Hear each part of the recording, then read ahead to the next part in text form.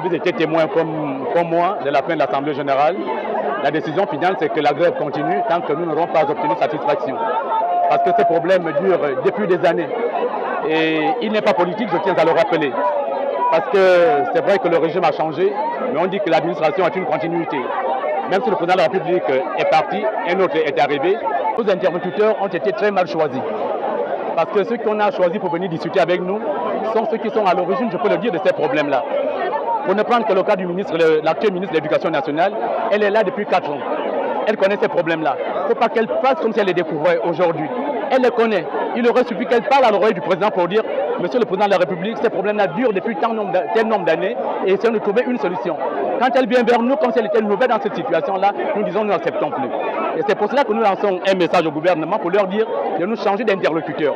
Nous ne voulons plus ni Madame le ministre actuel, ni le vice-président du gouvernement. Il faut qu'on nous trouve des gens neufs qui n'ont jamais été là et qui ne se sont jamais assis sur nos problèmes. Voilà un peu le grand message que l'Assemblée générale de ce jour lance à l'endroit du gouvernement. Je suis enseignante bénévole précarisée depuis près de 10 ans. Et je suis ici pour représenter tous les confessionnels du Gabon. Nous avons signé les fiches bleues depuis le mois d'août.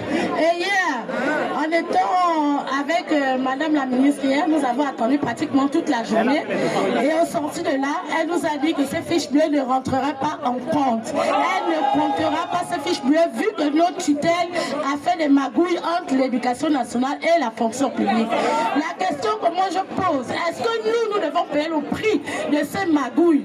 Beaucoup d'entre nous attendent depuis plusieurs années et on n'en peut plus. On n'en peut plus. Ce que nous voulons, c'est que nos fiches qui ont été signées rentrent en compte dans le même cas que les fiches des bénévoles du public qui sont déjà en cours de traitement.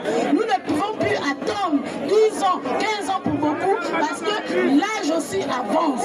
L'âge avance. Donc je suis ici ce matin pour parler de tous les bénévoles confessionnels, vraiment que SOS Éducation s'appuie également sur notre cas parce qu'on n'en peut plus. Je suis venu vous encourager et vous dire clairement, à partir d'aujourd'hui, vous allez répondre à toutes les personnes qui veulent vous distraire dans votre lutte héroïque pour avoir une victoire éclatante dans quelques jours.